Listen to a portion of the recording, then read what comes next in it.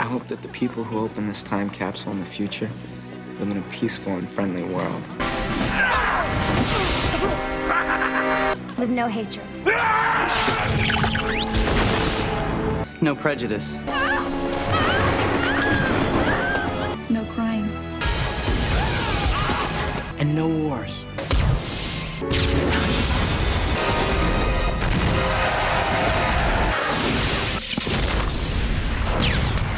Think it'll ever happen?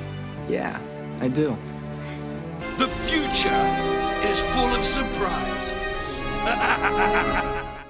Welcome, my friends, to Power Rangers Time Force.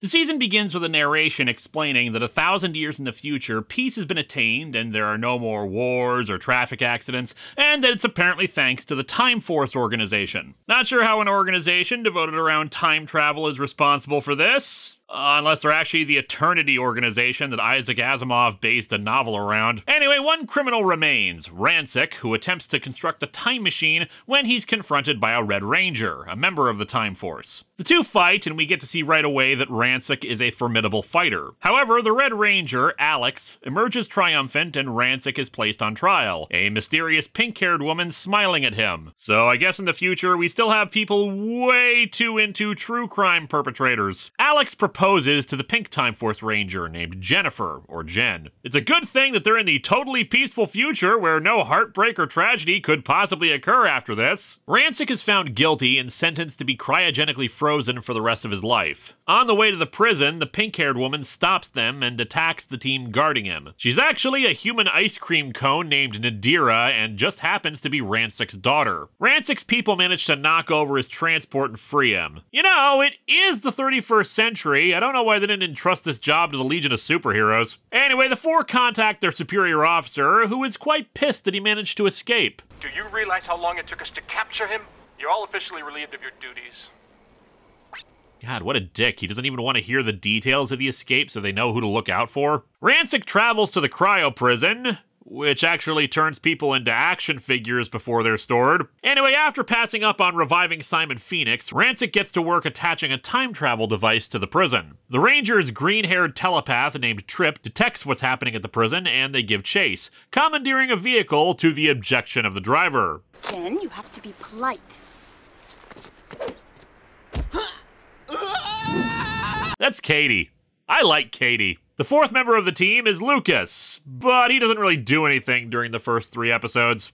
Or much of the series, in fact. Alex rushes up to the prison and fights Rancic, but the villain mortally wounds Alex before escaping. In his last moments, Alex gives Jennifer his chronomorpher and makes her swear to capture Rancic. You and me. Forever. Rancic vanishes into the time stream, and the Rangers commandeer a time ship to go back and find him. By the way, their method of time travel is to have a big robot hit their ship, which sends them through the portal. And what's sad is that with police boxes, DeLoreans, and hot tubs, this is not the weirdest way I've seen to travel through time. Rancic arrives in the year 2001. Code 45, semi-automatic. Play-Doh.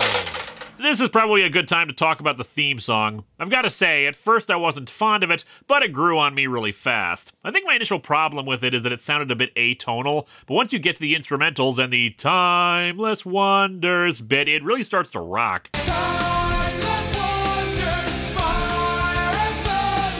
Well, I should also mention that the team has traveled with their robot buddy Circuit, an owl who will be the alpha of the season. Anyway, the team crashes on a beach in the year 2001, and the ship's going to explode thanks to the damage, and they quickly vacate it before it goes kablamo. They're close to a city called Silver Hills, and Jen distributes the chronomorphers, which are DNA locked to the Rangers so that only they can use them. I like the chronomorphers. Pretty nice and simple design, though I admit I always prefer morphers that flip open to ones that don't. This does beg a question, though, that's never answered in the series. Does every member of Time Force have a chronomorpher, or are the morphers something that the Force stole along with the time ship? They search for any signs of Rancic, and Jen briefly bumps into Wes Collins, Alex's ancestor that looks just like him because wibbly-wobbly, timey-wimey drama. Nadira, in the meantime, robs a jewelry store with the season's foot soldiers, the Cyclobots. The Cyclobots are apparently a very peppy bunch, since they like to skip and dance as they move around, along with this weird arm swing. The The Rangers intercept Nadira and try to morph, but they fail to activate. Our heroes put up a decent fight, but they're outclassed by the robots. Jen is saved by Wes, and it should be noted that there's some really good acting this season, and Jen's reaction to Wes really encapsulates it. Oh, what's the matter? You look like you just seen a ghost.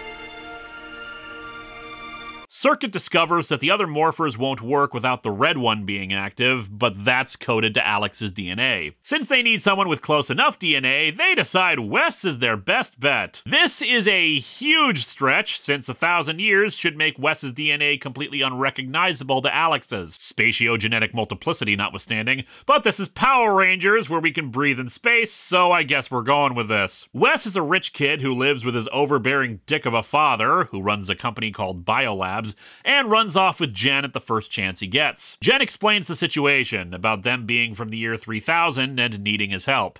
We think you may be the only one who can unlock these morphers so we can defeat them. Wes naturally doesn't believe her, but when Rancic launches another attack, the Rangers regroup and fight. He easily knocks them all down. Oh, and did I mention that Rancic can make swords from his bones that he pulls out of his body? Wonder if he has to put them back in, or if he has, like, an infinite supply of bone swords that he could turn into a thriving business. Rancic rubs in the fact that he killed Alex, but Wes comes in to help. He puts on the morpher, and it's time. Ready?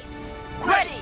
Time for Time Force! In the original version of this video, I actually completely forgot to talk about the Time Force suits, and the morphing sequence itself, which is just fine. As for the suits, I overall like them. The suits are back to a much better balance of color and white, but what's really unique about them compared to previous suits is the helmet. Instead of the standard black for the visor, it's their individual colors. I wonder how much of a pain that was for the poor stunt actors in them. I've never worn a Time Force helmet before, but I've got to imagine it's a bit different with a big color filter in front of their eyes, rather than just everything a bit darker, even when it comes to stunt helmets that have less visors and more a ton of tiny holes drilled into them. The helmets also have black as the secondary color instead of white, which does work, though I do wonder if it shouldn't have been better for them to be white to match the colors on the suit itself. Rancic and his forces withdraw for the time being. Jen takes away Wes's morpher, since they only needed his help to unlock the morphers, and they go their separate ways. Following the Force from the Future two-parter, we learn that Rancic is suffering from a condition that seems to be mutating the more deformed areas of his body. The other Rangers search through the wreckage of their ship for supplies and receive a transmission from Captain Logan, the head of the Time Force. He stopped being a douche and informs them that with the time ship destroyed,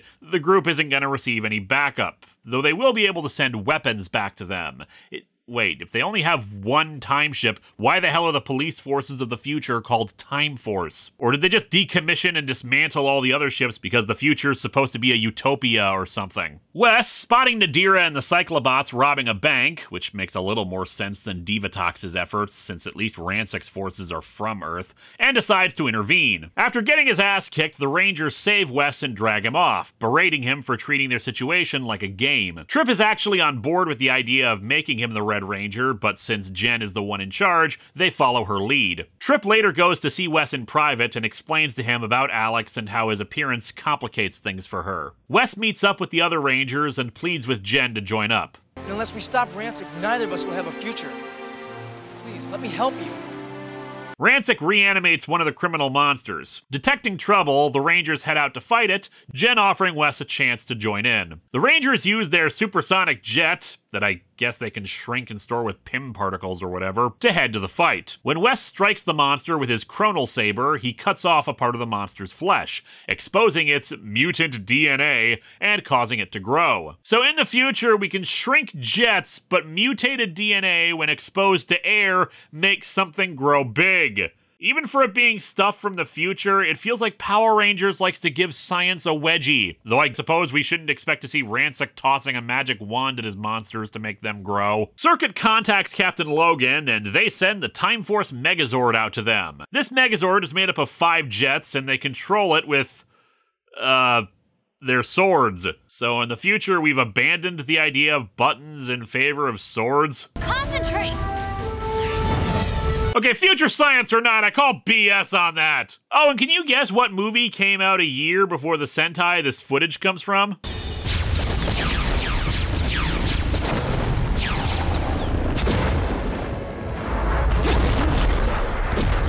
Something overwritten or a copy? copied. The Megazord, which looks a bit more low-key than a lot of Megazords we've had before, also has alternate fight modes and always has to return to the future because they don't have the resources to maintain and refuel them in 2001. Which begs the question of why they can't send reinforcements via the Zords, or use the Zords as a way of returning to the future for more equipment at least. The monster is destroyed, and by destroyed, I mean turned into a toy so it can be a proper collectible again in the Cryo Prison. With their victory, Jen decides to let Wes stay on as the Red Ranger. He sets the group up in an abandoned clock tower, subletting from some woman in a wheelchair who keeps talking to Batman, which they spruce up to be more livable. For some reason, they install the bell in the tower, which seems like a bad call considering they're gonna, you know, live inside of it and all, but I guess they have no other place to put it. It seems the clock tower also used to have an odd jobs business working out of it before, and they make it into a business so the four can have money. Wes is kidnapped by Rancic, who explains his backstory. In the future, genetic engineering allowed for children to be born with so-called perfect DNA and would be free of disease and deformity. The ethics of this are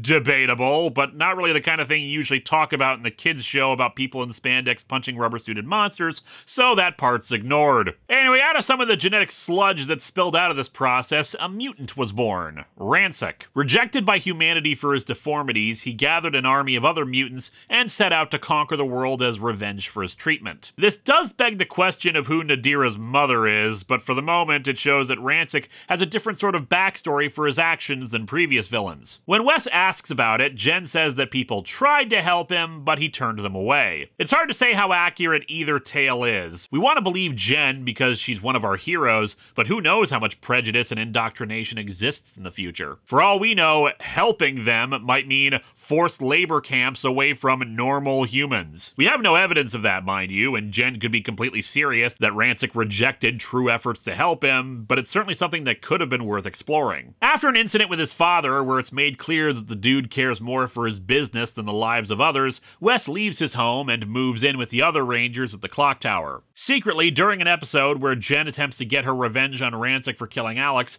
we see Frax, Rancic's robotic scientific advisor, swear that one day robots won't be so oppressed. For the next few episodes, it's Frax's machinations for unleashing monsters and robots, but then the subplot seems to be mysteriously dropped. For the moment. Oh, Rancic also has some other henchman whose name I have forgotten. Gluto, I think. He has no impact on anything in the series. In fact, when I came back to do the redo of this video, I completely forgot this character existed. Meanwhile, Wes's father constructs a Zord, Rame, to be used to defend Silver Hills and the world at large. Rame is a big friggin' tank that gets blasted pretty quickly, but I like how we see people trying to find new ways to fight the monsters when the Rangers are unable. Meanwhile, in the future, a mysterious person tests the new Zord, the Time Shadow, and sends it back into the past, fighting a lengthy and intensive battle against a giant robot Frax constructed and destroying it. However, the Rangers are unsure of who could have sent the Time Shadow to help them. However, during the next episode, Circuit's historical database indicates no record of the Rame tank, and the Rangers realize that Rancic's presence has altered history, meaning that the world that they eventually return to may not be the one they left. And of course, like great Megazords that have come before them, the Time Force and Time Shadow Megazords can be merged to create the Shadow Force Megazord. However, the story of the season made its first major advance in Worlds Apart. Wes's father introduces his own fighting force to combat Rancic, the Silver Guardians. One of their members, Eric, is an old prep school associate of Wes. Wes is especially pissed about this, seeing it as just another part of his father's greed. All his big plans for me. Even I became just another business venture. Wes tells him some more about Eric, who always seemed like he had something to prove, and saw prep school as just a bunch of lazy rich kids wasting their time. During a monster attack, the Silver Guardians and the Rangers are deployed to the same area. While the Guardians easily walk through the Cyclobots, the monster they're fighting is from the X-Vault, where all the most dangerous criminals in the prison were kept. Frax has gotten a hold of the X-Vault and is privately using them for his own means. After the Guardians fail to stop the monster, Wes takes a blast for the Guardians, both his father and Eric seeing that it's him behind the cracked visor. Mr. Collins briefly confronts his son, trying to tell him that it isn't about the money, but Wes refuses to listen. I have the perfect future planned out for you. Your future, not mine. But now I'm in control of my own future. And it is very easy to believe that you aren't very trustworthy, dude. You are a CEO. It's very easy to imagine that the Silver Guardians aren't allowed bathroom breaks. At an archaeological dig, an energy box is discovered that's been in the soil since at least the Jurassic period, as well as cave markings showing a robotic dinosaur. Rancic, seeing the news report on it, recognizes it as part of the Time Force and dispatches a monster to take it, saying that it's the powers of the Quantum Ranger. Oh, and here's something amusing. Before this news report, Nadira is actually watching the Masked Rider show and crying over a tender moment. So I guess Count Dragon got defeated off screen at some point, and Dex sold the rights to his story so it could be fictionalized on TV. Wait, even better, the Masked Rider show isn't canon to Power Rangers. Only the A Friend in Need backdoor pilot happened, then Zordon sold the rights to a TV studio. Why not? He was probably in contact with Nasada, so he could contact others. Rangers, Alpha's salary keeps going up every year, and you're not bringing in the merch revenue you used to. I need to sell some scripts or else we'll never afford the power chamber upgrade. As the monster attacks, the Silver Guardians are deployed and engage the Cyclobots. The Rangers arrive as well and get the box away from the monster. Eric, overhearing the monster talking about the Quantum Ranger powers, takes the box and brings it to an industrial site for safekeeping. Eric requests leadership of the Silver Guardians, but Mr. Collins refuses since he doesn't know anything about Eric. Back with the Rangers, Circuit explains that when Time Force was first experimenting with time travel, they sent the Quantosaurus Rex Megazord and the Quantum Controller Box in a test flight, but something went wrong and they were lost in time. The monster detects the quantum controller at the industrial site and the Rangers head out to stop him. Eric refuses to hand the controller over to Wes and puts his hand inside of it, forming the quantum morpher on his arm. Quantum power!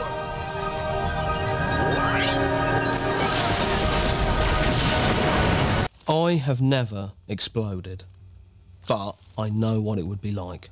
Eric tears through the Cyclobots and the monster with his gun, the Quantum Defender. With the quantum powers, God, there's so much quantum in this stuff you'd think it was Star Trek Voyager, out of his control, Rancic instead decides to send a monster back in time to retrieve the Q-Rex. The Rangers spot the monster heading off. Apparently just this one has that ability, though why Rancic hasn't employed it to kill all the Time Force before they're ever born, I couldn't say. It's not like Rancic cares about the sanctity of the time stream or anything. And Eric follows in his own vehicle, the TF Eagle. Wes leaps onto the Eagle as it travels into the past. The two get separated after an encounter with a dinosaur.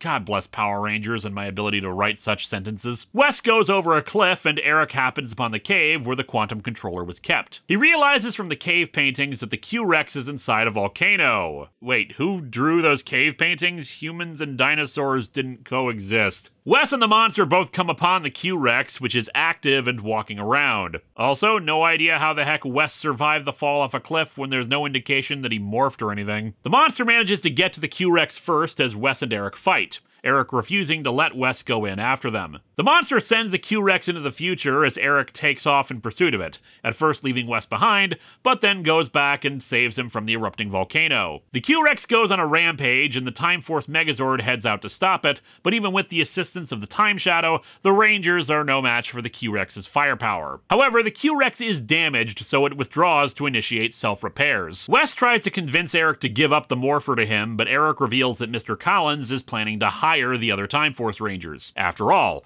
they're only here to stop Rancic, right? And with Mr. Collins' money and technology, they'd have everything they need to stop him. While Collins goes back to the clock tower to make his pitch, Wes and Eric fight for the quantum morpher. They're interrupted by the return of the Q-Rex. The other Rangers arrive, revealing that they rejected Mr. Collins' offer. Eric, worried about the Rangers' safety, distracts the Q-Rex and destroys the control device, taking control of it himself. The Q-Rex transforms into its Megazord mode and defeats the monster. With the Q-Rex under his control, Eric is given command of the Silver Guardians. Mr. Collins begins having his team research the Quantum Ranger powers so that all of the Silver Guardians can have that technology at their disposal, which isn't really a thing in this season, but might be an explanation for things down the line. There are a number of filler episodes where Eric appears but doesn't really do much, but we do see shades of a good man behind his brash, angry personality. When Tripp scans him telepathically, he does see that he's a decent person, but he's lonely. In the following episode, Jen and Eric finally talk. We're not your enemies. You're not my friends either. While their talk doesn't really go well, Eric does decide to not reveal to Mr. Collins that the Rangers are from the future. During the preceding fight, the mysterious person in the future engages the Mega Battle for the quantum powers, essentially a battleizer mode. Behold, Rangers on rollerblades! There. Sure glad I don't look stupid in this. There's a two-part filler episode that I'm sure most people want me to talk about, Movie Madness. It's a fun little affair, mostly because it features Rancic dressing up in Mad Max gear briefly because his actor, Vernon Wells, was more famously in Mad Max 2, The Road Warrior. While I have seen all the Mad Max movies, I more remember him as Bennett in Commando. Do you know what today is, Matrix? Payday. However, I'm not really into it. It's harmless fun, and there are amusing bits, but frankly, the only ones that seem to make sense are Jen's love of kung fu movies and Wes's love of westerns. The thing is, sure, these kind of things are cute and all, but I prefer these kind of weird stories reveal more about the characters, some insight into the kinds of people they are, what they enjoy, and what shape the kind of person they are. However, the genres picked for most seem pretty superfluous, especially the odd choice of Katie and romantic musicals. Such a strange way to meet. Well, it's hardly worth it, but boo! Sure, people can have diverse tastes, but Katie's never expressed any sentiment before this that she enjoyed them, and she doesn't really say anything about it that informs her character. The episode is fluff. It's fun fluff with some neat callbacks to our villain actor's illustrious career. In an episode called Time Force Traitor, we learn that Jen's first partner used to be a mutant called Steelix. Steelix was bribed by Rancic and other criminals to reveal classified Time Force files before Jen found out, and he's sworn revenge, especially because he used to be called Onyx until he had to wear a metal coat. However, while it serves mostly as filler, the more interesting thing we learn is that the mysterious man who sent the Time Shadow to the Rangers is in fact Captain Logan's superior. We still don't know who he is or if Logan knew that it was him who sent the Time Shadow, but it does raise several questions. At the end of the episode, the mysterious man finally speaks. I'm afraid the future is shifting. It may be time for me to get involved. It took about 15 episodes, but we finally resume Frax's own efforts to overthrow Rancic and destroy the Rangers. Frax heads into the X-Vault and retrieves a mutant who starts infecting people with the mutation that's affecting Rancic.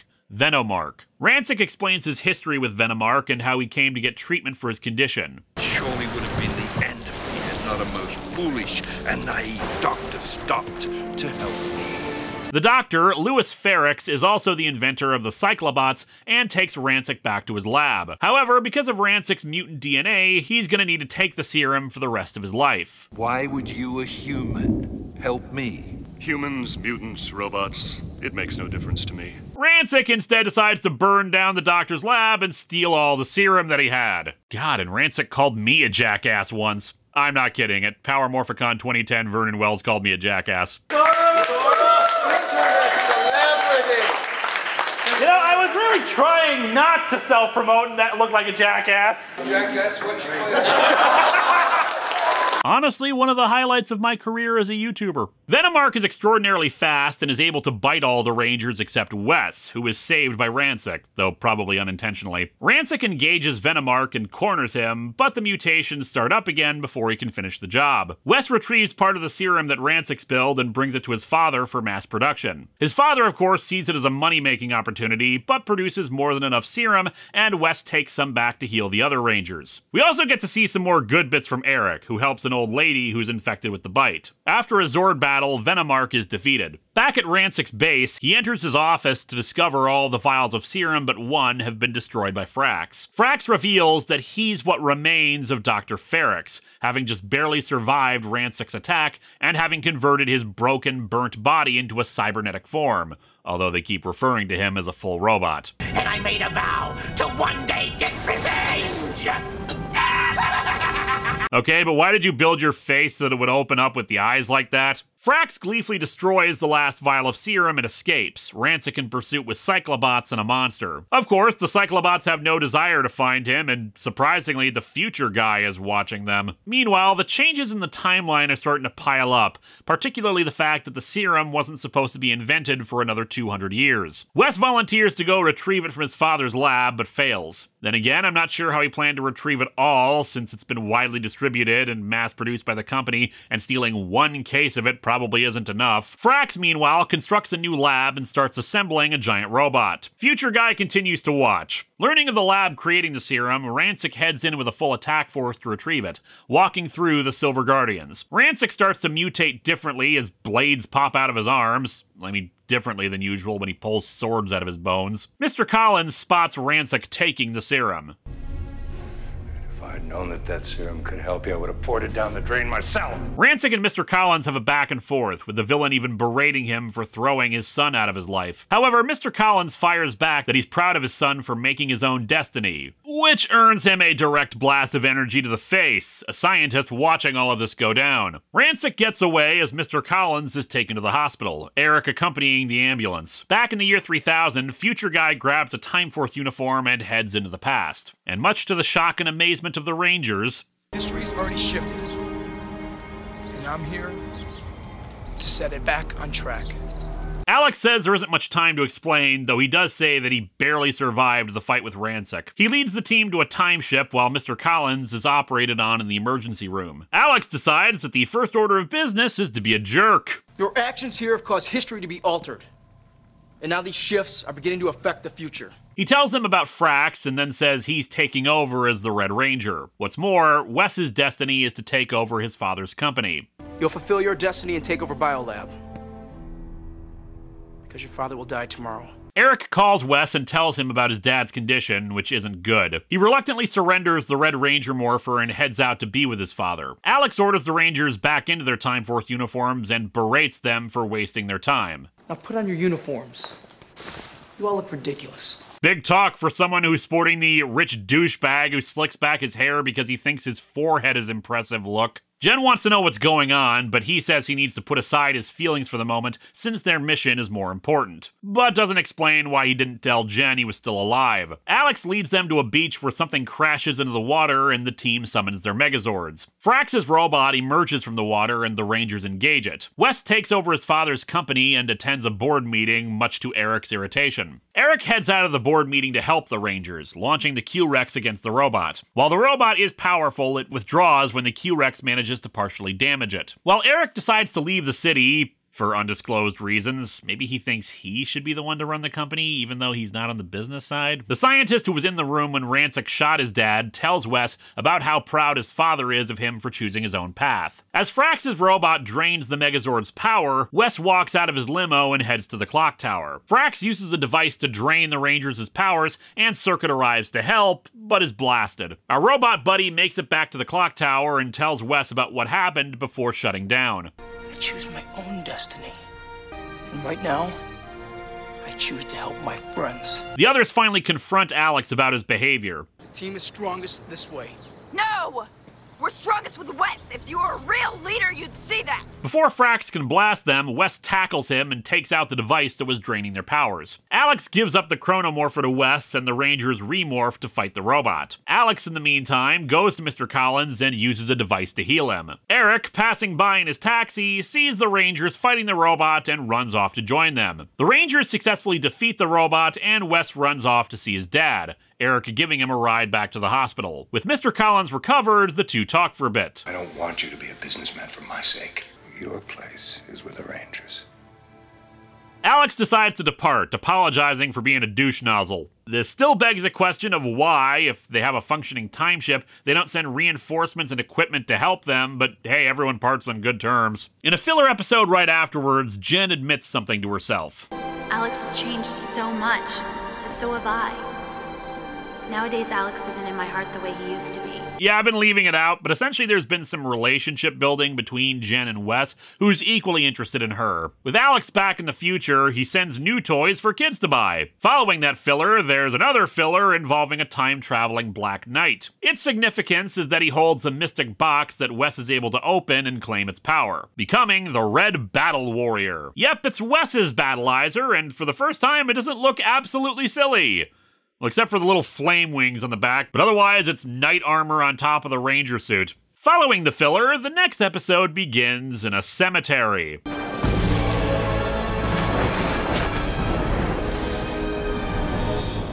Huh. Last I remember, she was absorbed into Banshira and not buried, but hey, she is a demon. Hey, maybe in the intervening time, someone taught her how to act. The time has come for revenge. Well, sometimes you work with what you got. Actually, to be perfectly honest, her acting is much improved, aside from a few moments, and the makeup is especially good, adding new contact lenses that give her pale eyes. Vipra makes her way to the Silver Hills Museum and tries to retrieve a crystal from the glass.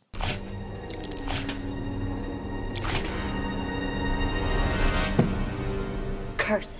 Damn, foiled by easily breakable glass! However, she tripped the silent alarm and the Silver Guardians arrive. She easily takes out the Silver Guardians and teleports away. Vipra travels to Rancic, somehow knowing who the hell he is, and asks him to retrieve the Solar Amulet from the museum. The Solar Amulet will have the power to release Quarganon, a super demon. The Rangers wait outside the museum and Rancic heads in. However, Vipra stops our heroes from entering, having her forces fight them while Rancic retrieves the crystal. The Rangers are forced to demorph as the villains teleport away. However, a very familiar-looking Jeep pulls up to them. You're gonna need my help. And who are you? Carter Grayson, Lightspeed Rescue, Red Ranger. Carter is brought back to the clock tower and explains the situation to the others. We also learn what the Lightspeed Rangers have been up to as Carter calls them back into action. Dana's a doctor, Joel and Dr. Fairweather got married and he refuses to have their honeymoon interrupted. He'll be right there. Kelsey is doing what she always did, and Chad is a lifeguard. I'm all over. My save. Vipra starts the spell, but Carter and Wes head in to interrupt it, grabbing the amulet and running off. Vipra's stupid car is back as well. What, did that thing crawl out of the grave too? And she chases after them, disabling the rescue jeep. They're cornered by Vipra, but before Carter can destroy the amulet, Nadira shows up with the other Rangers captured somehow. Vipra finishes the ceremony, summoning the super demon. However,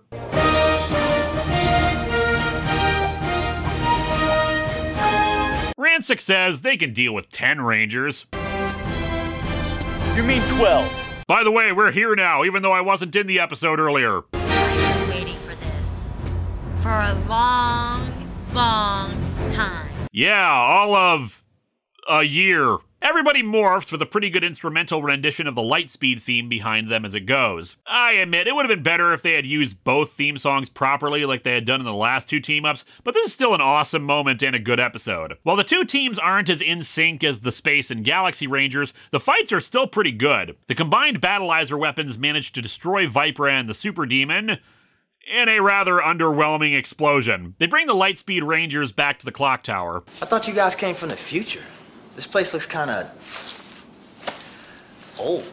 Ah, I see Joel's natural charm hasn't changed. As a token of appreciation to each other, the groups give each other's uniforms to their opposite number, and we even see the Time Force team doing the Lightspeed morphing pose. Time for Lightspeed isn't as good as to the 10th power, of course, but then again, those were some pretty big shoes to fill. However, it was leagues above Trakina's Revenge, simply by having the episode focus on the Rangers and the returning villain instead of a one-off little girl. Interestingly, if you break it down, it's kind of a do-over of Trakina's Revenge. Old villain is inexplicably alive again. Former team's Red Ranger comes to stop them and spends the most time with the new team before everyone teams up to destroy the old villain, who has teamed up with the new one. I've read that there were apparently some rewrites and cuts, including that there was now a second Lightspeed Aquabase and that Ryan was in command of it. We don't know what happened to Captain Mitchell, though his actor is the voice of the Super Demon. And we never learn how and when Ryan met up with Eric, how Carter knew about Vipra's return, or how he knew who the Time Force Rangers were. I suppose it's possible that Lightspeed and the government just keep tabs on this and could probably work out who it was through deduction and whatnot,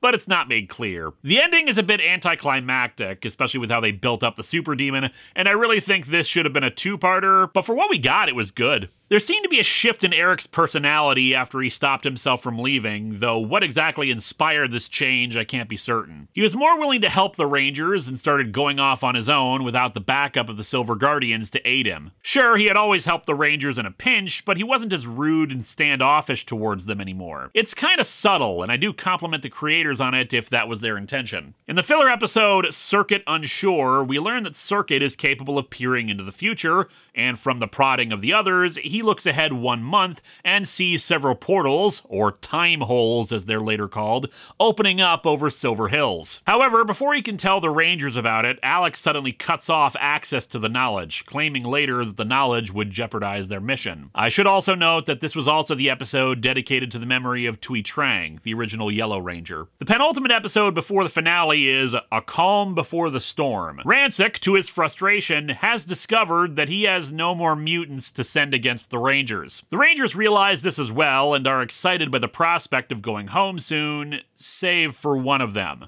Don't tell me that you're gonna miss this drafty old clock tower. Actually, there's a lot I'm gonna miss. At Biolabs, they've discovered that a byproduct of their research can be formed into a powerful crystal, one that consequently powers Frax's new robot. Eric informs the Rangers, and they're worried since the crystal isn't supposed to be discovered for another 100 years. I should note that a good chunk of the episode is a clip show. However, it's a clip show done well, since there's actually a lot of its own plot to deal with, and it serves as character development too. Wes reveals to his father that the Rangers are from the future and that he has to stop the research into the crystal. What I really like is that Mr. Collins is clearly thinking about it, and their relationship has changed since the show began. I gotta go, Dad. Go. Turns out the attack is by Frax and his robot. After Eric defeats the robot, Rancic starts hunting for Frax's base, and Mr. Collins hands over the crystals to Wes. However, at the end of the episode, they get a call from Alex. According to the history banks, you saved the future. But you don't survive to make it back. The season comes to a close in the three-parter, The End of Time. So the Doctor travels back to Earth to confront the Master, who has been resurrected by a cult of his former... I'm sorry... Wrong notes here. This is for the Doctor Who retrospective, if I ever get $6,000 on Patreon. Alex explains that while the details are unclear, there is a chance to save them. He's going to send the time ship to take the four back to the future and leave Wes alone to confront the oncoming threat. And Wes, I'm sorry. Wait, you're Wes's descendant. How do you get born if he dies before having kids? Or does Wes have some kid from a college fling he's unaware of? Rancic, meanwhile, dispatches every Cyclobot under his control to find Frax. The other Rangers tell Wes that they refuse to return to the future. If you can make your own destiny, so can we. Frax creates one final robot. Meanwhile, Trip and Nadira get into a fight at a clothing store, but they make a truce when a pregnant woman goes into labor. Trip forces Nadira to help, and seeing the new child makes her wonder if maybe humans aren't so bad after all. Then she notices the poop and afterbirth and decides that they are awful. Nah, of course not. Nadira asks her father why they hate humans so much, but they're interrupted when Frax's base is discovered in the first, and I think only one of 2 times, maybe, we ever see the Cyclobots speak. Cyclobots must be based on Quantrons, I guess. Rancic confronts Frax and he's recaptured. Seeing the giant robot, Rancic gets an idea. Nadira, in the meantime, starts playing with some children at the park. Alex orders Jen to leave, but she shuts off the transmission. Nadira goes to the imprisoned Frax and asks why humans and mutants hate each other. He explains the cycle of hatred. Humans hating Rancic, Rancic hating humans and thus trying to kill him. He in turn dedicates himself to killing Rancic, etc. Nadira, however, wonders if she hates humans. Don't make me laugh!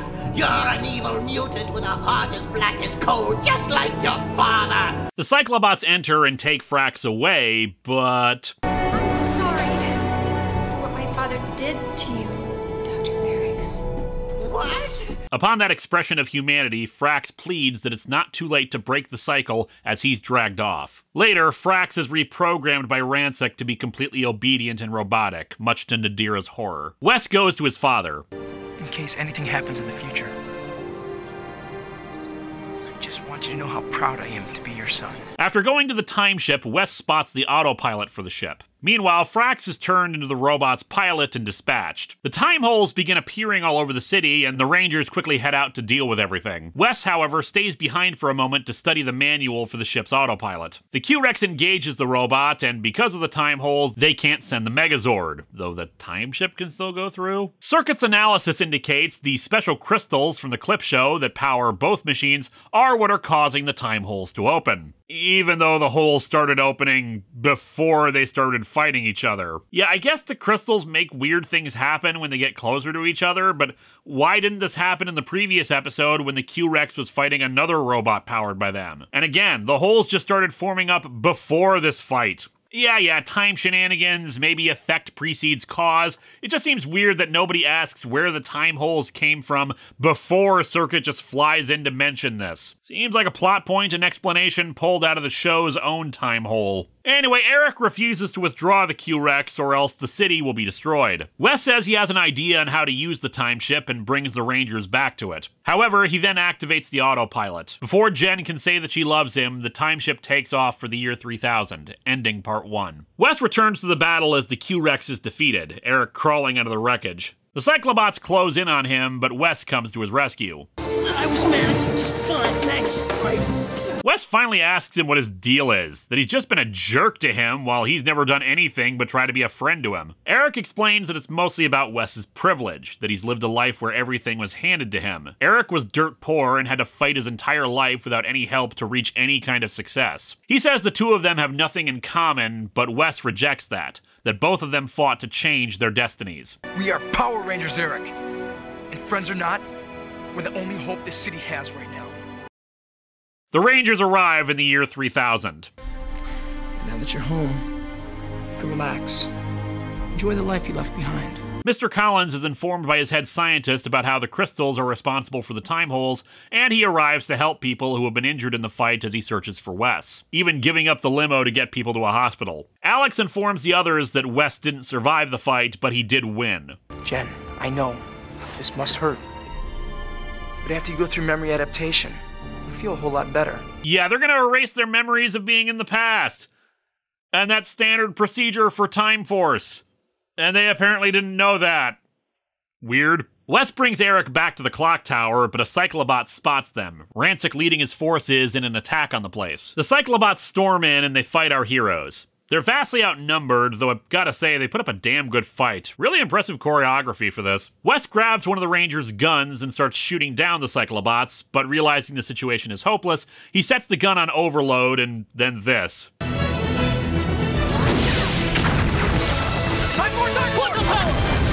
Awesome. Mr. Collins has been searching for his son through the night, finally reuniting with the two. Eric spots a Cyclobot about to shoot them, and he takes the blast for them, handing over the Quantum Morpher to Wes as Mr. Collins takes him to safety. Wes charges in against the Cyclobots unmorphed, just to show his badassitude, as the other Rangers are about to have their memories erased. They start thinking about how much they admired and loved Wes, so before Alex can begin the process, the Rangers walk out and tell Alex to blow it out his own time hole. They refuse to have their memories altered, and intend to go back to help Wes. Jen hands her engagement ring back over to Alex, who lets them pass and says they should bring the Megazord with them despite the risks. In the meantime, Wes has finally morphed, though surrounded by hundreds of Cyclobots, he's still outnumbered and outgunned. Part 2 ends with the other Rangers charging in to go back, soon arriving in time to save him at the beginning of Part 3. They manage to destroy the robotic forces and reunite, Wes having an idea on how to save the city. Nadira asks her father why they can't just leave at this point, but Rancic says that he won't go until all the humans are destroyed. The Rangers adapt the Quantum Defender to disable the crystals, and using it on both the Q-Rex and Frax's robot to disable them, and of course, destroying the enemy robot. In the blast, Frax is killed as well. Nadira finally calls out her father on his cold, callous behavior, and he tosses her aside, enraged by the loss of all his forces and the insubordinate words of his daughter. The Rangers move to face Rancic head-on. However, he just storms through them, hitting them hard enough to demorph them save for Wes, who initiates his battleizer. However, Rancic still manages to fight him off too, leading to this.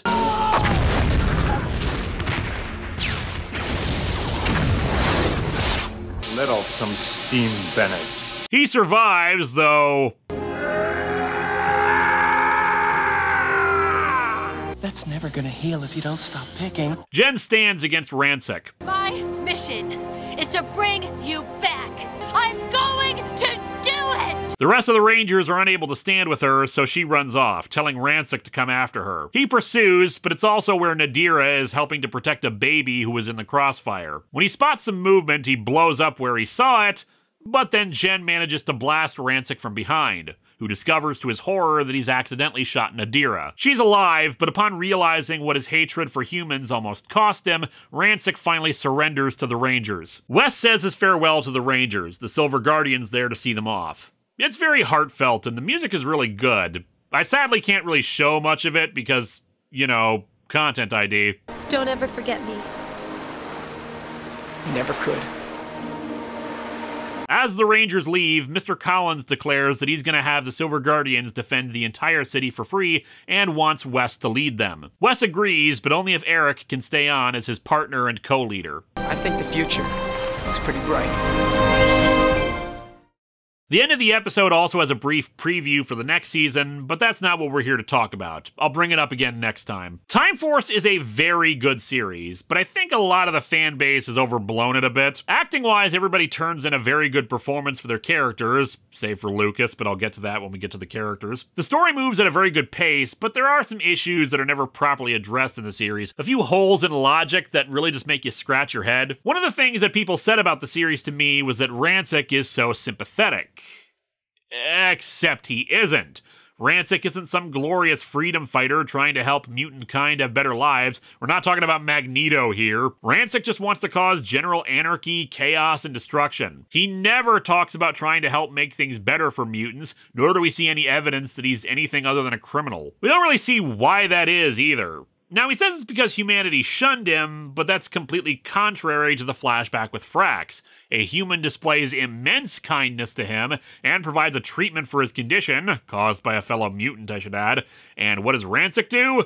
Laughs that the guy is a fool and burns down his lab with the intent of killing him. There's a difference between having a sympathetic backstory and actually being sympathetic. Rancic has a sympathetic backstory, shunned for being different. However, his consistently awful behavior completely justifies people's fears about him. We don't have a lot of nuance or any reason to really take his side or wonder if maybe he has a point about how sucky humanity is. Frax, on the other hand, has a sympathetic backstory, and it could be argued that he's a lot more of a sympathetic character.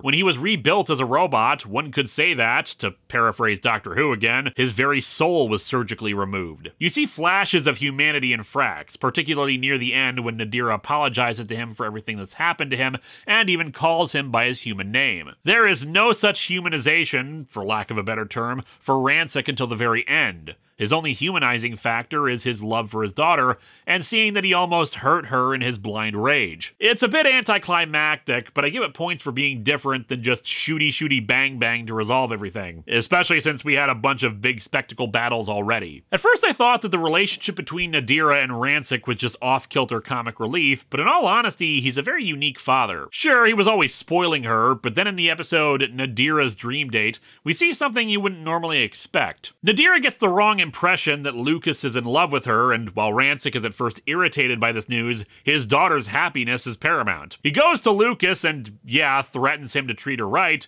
but then actually helps him on the date, and when his monster attacks, he actually interferes in the fight to tell it and the Cyclobots to not attack Lucas. Yes, he loves his daughter so much that he was willing to put aside his hatred for the Rangers, well, one Ranger at least, in order to keep Nadira happy. Like I said, in a normal situation, he'd forbid her to see him, probably try to kill him for daring to pursue a relationship with her, etc., etc. As such, while it's kind of a silly, stupid filler episode, it helps build the idea that he does care about her more than anything else. Something else different in the season that really made me raise an eyebrow was how the Time Force was vehemently against killing monsters. Mind you, they technically aren't monsters in the same way they were in the old days, but mutants, which could mean they're severely mutated humans or just some other form of life.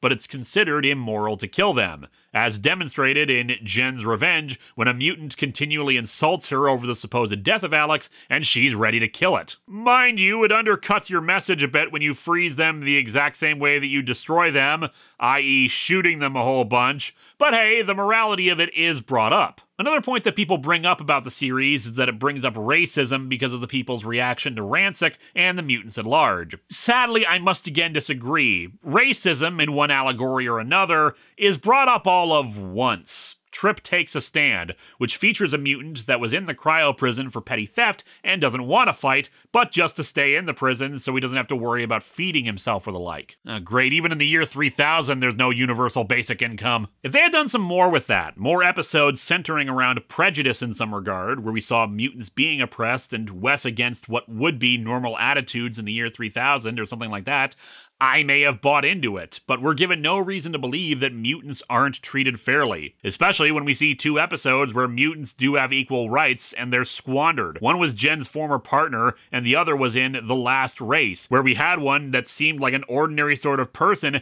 except he was determined to race fast cars and defeat Lucas at racing and didn't much care about causing destruction or anything. Consequently, credit where credit is due for giving us a believable reason why the main villain only sends out one monster at a time. Ransik is powerful, yes, but if he unleashed the full amount of mutants in the prison at once, it's very likely they would have gone, well, why the heck should we follow your orders when we outnumber you 100 to 1? Lucas is the least developed, so we'll talk about him first. His character basically revolved around his driving and his quote-unquote coolness. He's popular with women, he acts suave, and cares a lot about his appearance. However, he undergoes no significant change. He just retains his basic nobility like with the other Rangers. Trip is kind, trusting, compassionate, but a little ditzy and clumsy. As the kindest, it also makes sense that it was his intervention that caused Nadira's change of heart about humanity. He is brave and is willing to sacrifice himself to protect the innocent, as he did during the aforementioned episode with the petty criminal mutant who wanted to be frozen again. His telepathy was useful, though underutilized in my humble opinion. It seemed like he would be the most useful in hunting down Ransik,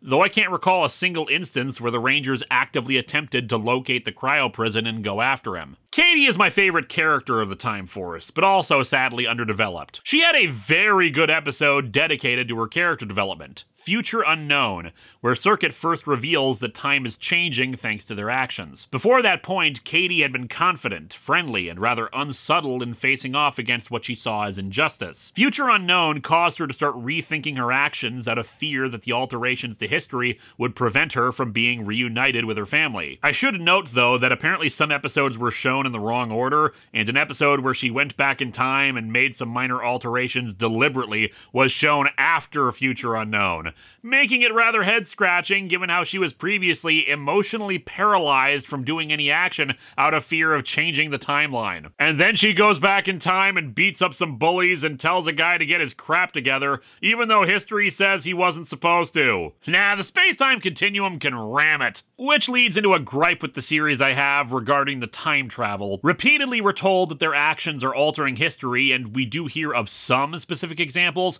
like the Silver Guardians or the Rame tank, but when Alex says that they've done serious damage to the future, we never learn what that means exactly. His character acts differently, and it doesn't seem like that he would have survived his injuries he sustained from Ransik, but the only answer that would have made sense to me is that the timeline changes actually brought him back to life. Maybe altered his personality, but that's never said. Would have made a heck of a kicker, though, making the Rangers question their actions about what they should or shouldn't be doing. But then it doesn't really make sense, since if he was never killed by Ransik, why didn't he accompany the team back in time? Or if it changed him to just being severely injured, why wasn't he in any other communication with the team prior to this? Why keep his survival a secret for so long? Why keep any information about changes to the timeline secret from them? They need to know this stuff if they're going to prevent it. Jen was serious-minded, a leader, and a skilled fighter. Definitely a change from the traditional Pink Ranger, who's usually the happy-go-lucky type. While there was always confusion about whether or not it was Wes or Jen who was the leader, even if Wes was supposed to lead, Jen was at least second in command, and tended to be the one who actually was trying to push them to complete their missions. Her relationship with Wes is built up over time and very well done, though that's gotta be kinda creepy, like dating a younger version of your boyfriend's grandfather. It's still kinda squicky, even if he is so far removed from Alex. She started off as the most determined to bring Ransik to justice, and the easiest one to get rattled because of the loss of Alex. By the end, she's not exactly lighthearted, but she is more inclined to have some fun with her teammates. Wes, when he started, was just average, a bit fun-loving, but had a good heart. However, learning of all the possibilities of the future, as well as seeing what kind of man his father was at first, was what put him on the course to alter his destiny. He didn't change very much, but he definitely grew more confident and learned that people aren't always what they seem, as he learned from his father, from Eric, and possibly even from Ransik at the end. Or next season, but we'll get to that. Eric, of course, started out with a chip on his shoulder and always determined to do things his way. Envious, jealous, headstrong,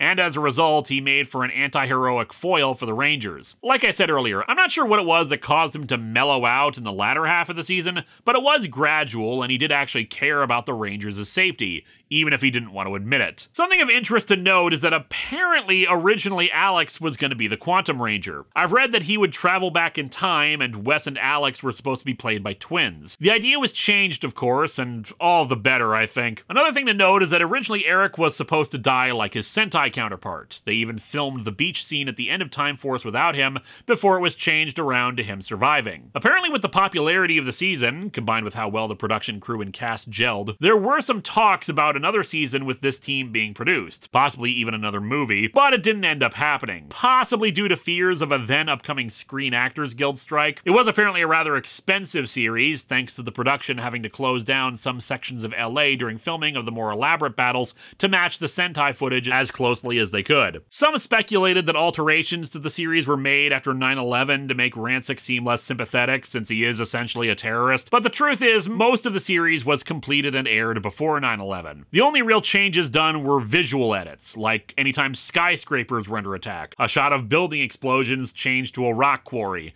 and even the Time Shadow Megazord standing on top of two towers changed in reruns to a shot of the Q-Rex Megazord mode instead. Overall, Time Force succeeded because the story was entertaining, the acting was above average for Power Rangers, owed to many of the cast having previous acting credits under their belts, and the action was good. The series is, of course, about predestination versus free will. Do we have control over our destiny, or in fact, should we have control over our destiny? Ultimately, the decision is free will, damn the consequences, but that's hurt by the fact that, as I said, we don't see any actual damage to the future that this is supposedly causing. Still, the idea of overcoming adversity and deciding for oneself who they are and what their ultimate fate is very much a part of the season, and probably helps secure its position as one of the most beloved in all of Power Rangers. It's a great, entertaining ride from start to finish, and I enjoyed it immensely. If you think this is the best season, more power to you. However, this is a biased perspective, as I said from the start, and while I think it's a good series, there are better. Next season is not better than Time Force, but I do think it's a good series,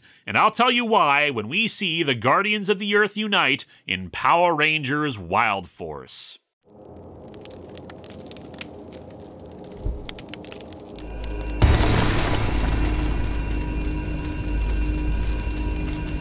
To the future.